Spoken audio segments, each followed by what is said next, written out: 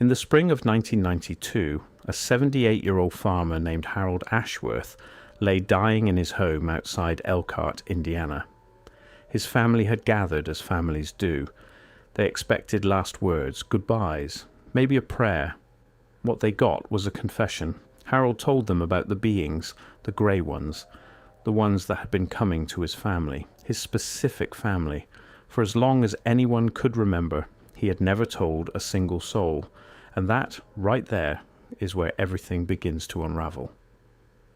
I want to be honest with you about where I started with this story. I started exactly where a reasonable person should start, with deep skepticism. Deathbed confessions are not evidence. Old men say strange things when morphine is involved. Grief distorts memory. Families mythologize their dead. I know all of this. I started there. And then I started digging. Margaret Ashworth was 31 years old in 1992. She was present in that room. She heard what her grandfather said. I spoke with her 3 times over the course of 14 months, and each time her account was identical. Not similar, not roughly consistent, but identical. The same phrases, the same sequence, the same hesitations in the same places. Researchers who study false memory will tell you that exact static repetition is actually a marker of truth, not fabrication. Invented stories evolve. They elaborate. They fill in gaps.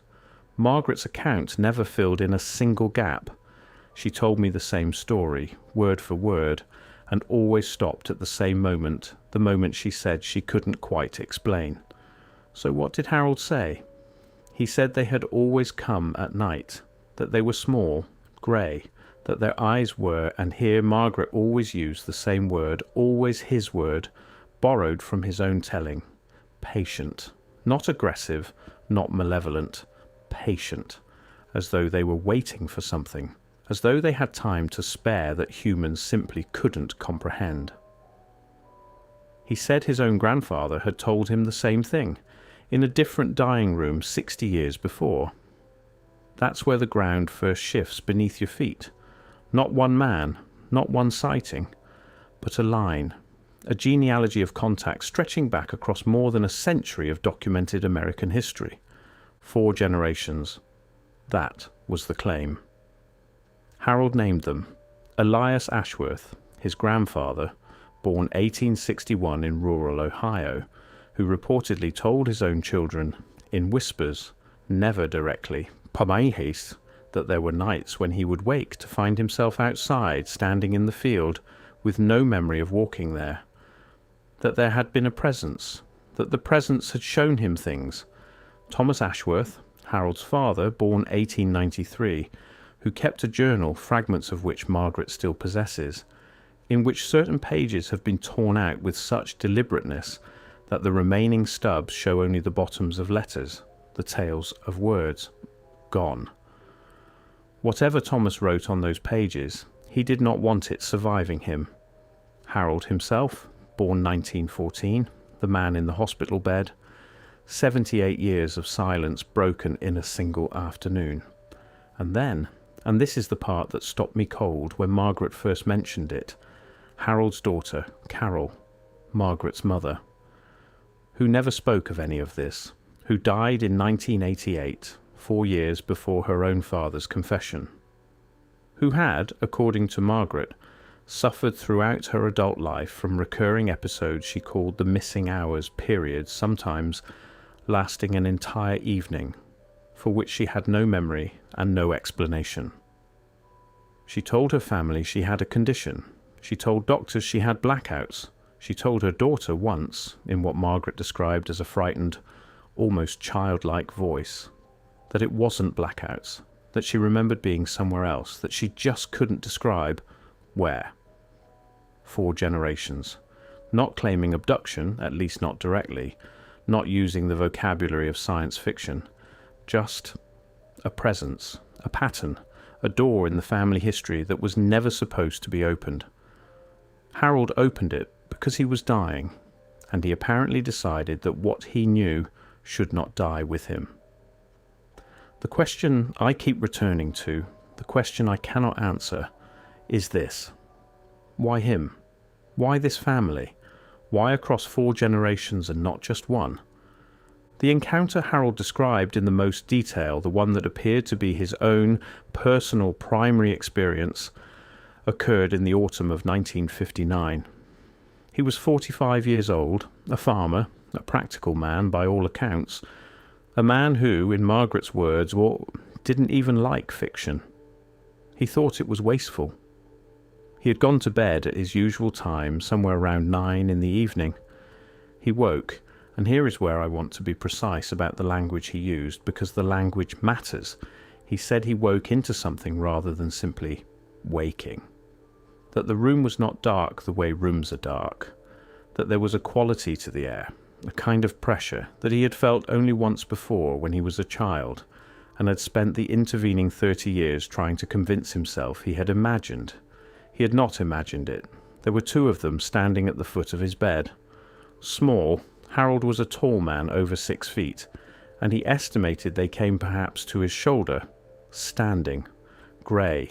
The skin appeared dry, almost powdery, no clothing that he could identify, or perhaps the skin itself seemed like a kind of clothing, a uniformity of surface that made it difficult to determine where body ended and what intention began. The eyes, he said, were the thing, large, dark, and patient. He said they didn't speak, not exactly. He said information arrived and that the best way he could describe it was the way you sometimes wake up in the morning already knowing something, a decision made in sleep that you find waiting for you in waking life. Except this was happening in real time, awake at the foot of his bed, with 2 beings looking at him in a way that felt like reading. They were reading him. And he understood, arrived at the understanding, the way he arrived at all the information that night, that this was not new, that this had been happening, that his family was known to them. Known. That word kept appearing in Margaret's account of her grandfather's telling. They knew the Ashworths. They had an ongoing relationship with this lineage that predated Harold by at least 2 generations, and perhaps by far more. Why? He didn't know. Or, if he knew, it didn't survive translation into language. How long were they there? He said he couldn't be certain.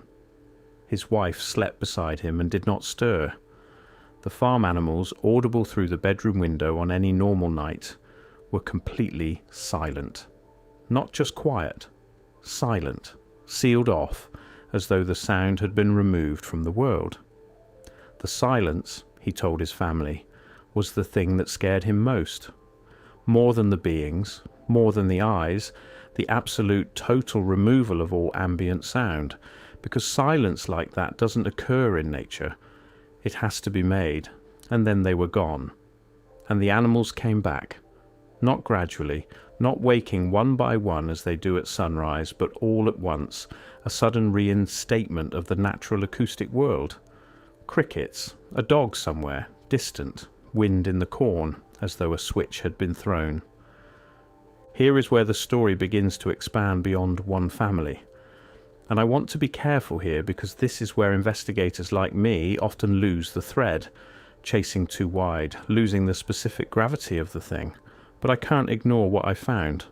Not with intellectual honesty, not once I'd seen it. In the fall of 1959, the same season as Harold's encounter, the Elkhart County Sheriff's Department logged 7 separate civilian reports of unusual aerial phenomena over agricultural land within a 40-mile radius of the Ashworth farm. 7 reports in a 4-week period, compared to a regional average of fewer than 2 per year for the preceding decade. The reports vary in detail but are consistent in one specific element: silence. Every single witness, in 7 independent accounts logged by different officers across multiple jurisdictions, mentioned the same thing. Whatever they had seen made no sound, not merely quiet, no sound at all.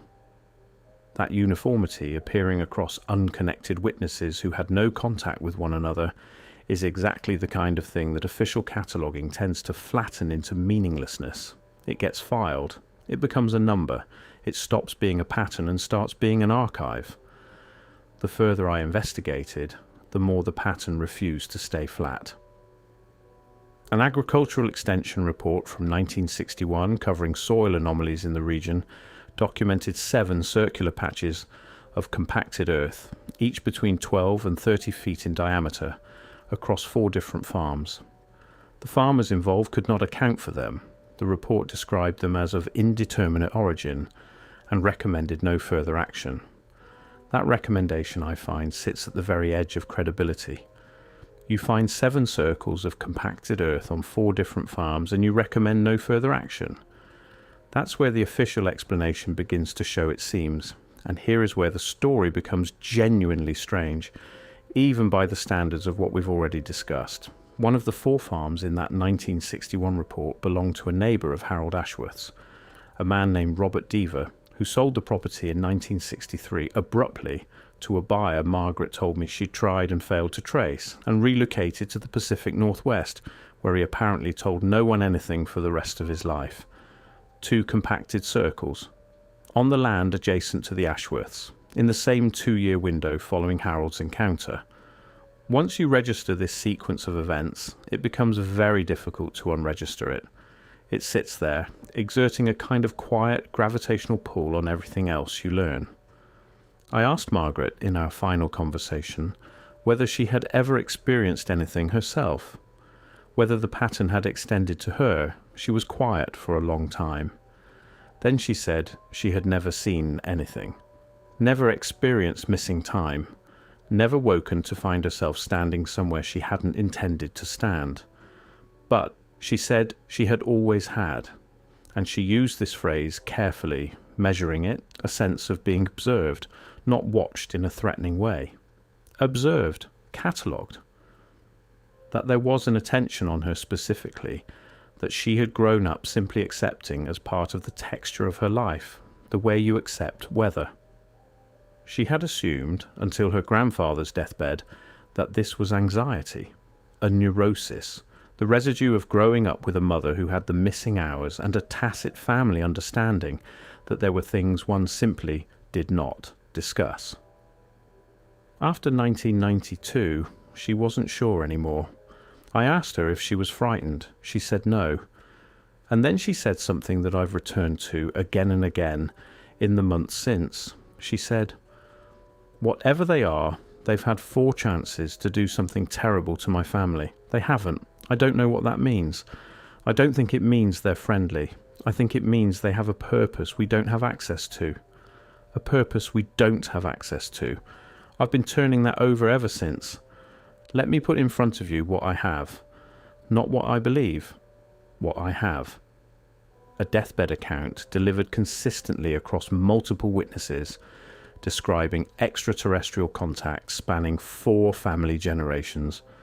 A lineage of parallel experiences, Elias's unexplained nighttime wandering, Thomas's deliberately excised journal pages, Carol's missing hours, Harold's 1959 encounter, each fitting within the same behavioural and experiential framework without apparent coordination. 7 contemporaneous civilian reports of silent aerial phenomena within 40 miles of the Ashworth property, filed in the same autumn as Harold's primary encounter. An agricultural anomaly report identifying unexplained ground disturbances on adjacent land. A neighbour's abrupt, untraceable departure. The torn pages of Thomas Ashworth's journal. What was written there? Who decided it shouldn't be read? Was it Thomas himself in a moment of fear? Or did someone else make that decision? There's no record. There are almost never records, and that itself is a kind of record. The locked box on Harold's bedside table, Margaret says it appeared in the house sometime in the 1960s, and Harold refused over the course of 3 decades to explain what was in it or where it came from. He asked that it be buried with him. It was not. His family kept it. They have never opened it. I asked Margaret why not. She said because he asked us not to, and because honestly we're not sure we want to know.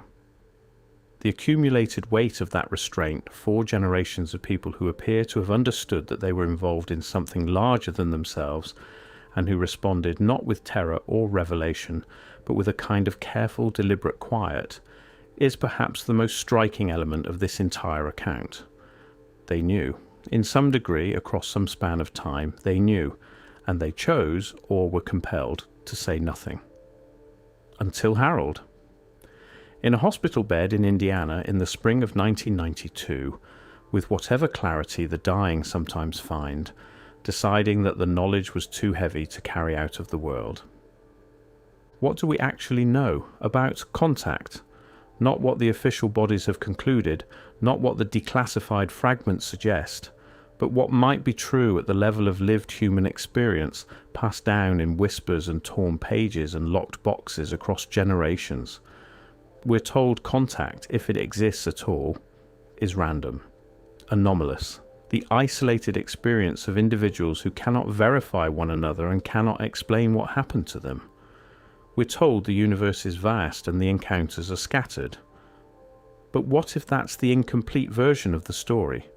What if contact, or whatever word we decide to use for this phenomenon, operates the way Harold seemed to understand it, relationally, across time, with an investment in specific lineages, specific families, specific lines of descent that we have not yet developed the framework to understand? What would that mean? What would it suggest about the nature of the beings doing the visiting? What would it imply about what they want, not from humanity in aggregate, but from specific people? What would it mean that they kept returning to the Ashworths for over a century, apparently not taking them, not harming them, not revealing themselves to the wider world through them, just observing, and perhaps in ways we cannot map, communicating? Is it possible that knowledge was exchanged, that Elias or Thomas or Carol or Harold learned something in those grey, silent hours that has never been articulated in language, because the language we have is insufficient to carry it? Is it possible that whatever the Ashworths received, whatever was planted or transmitted, or simply shown to them, is still present somewhere? In the family? In the bloodline? In the locked box sitting in Margaret's closet, which has never been opened and may never be? And is it possible, I keep returning to this, I can't let it go, that Harold broke the silence not because he was dying, but because he was instructed to? That the confession was not his own decision, but something permitted or prompted by a presence that had decided the time for quiet was over? I don't know. I can't know. And maybe that uncertainty is precisely the point. Maybe the pattern has always been built on the assumption that we would investigate and doubt and then investigate again and never quite arrive at the answer. Maybe the pattern is the communication. Maybe what the Ashworths have been carrying for 4 generations is not a secret, but a question, one so large and so strange that it takes a century and 4 human lives just to form properly. Harold Ashworth died on April 17, 1992, at 11:42 in the evening. The night was, according to the weather record, clear and still. His family reported that in the final hours before he lost consciousness, he appeared calm, unafraid, as though he were expecting something familiar, as though he had been here before. What do the grey ones want from us? What have they always wanted? What is it that they return for, generation after generation, in the dark and the silence with those patient eyes, and what is sitting in that locked box?